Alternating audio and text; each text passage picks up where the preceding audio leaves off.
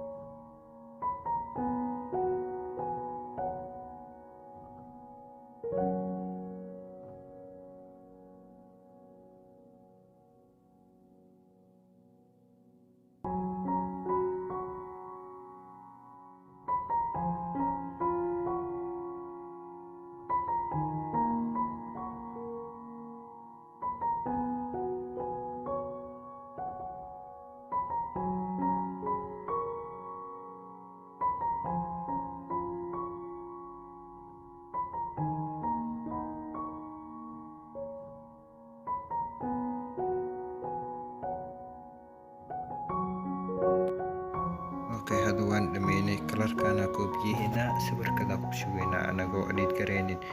Halkan kalaraa sawir dhowr u kala bedeli karnaa. Okay, aan isla socon asxaabta. Meeshaan taabanayo copy paste. Okay.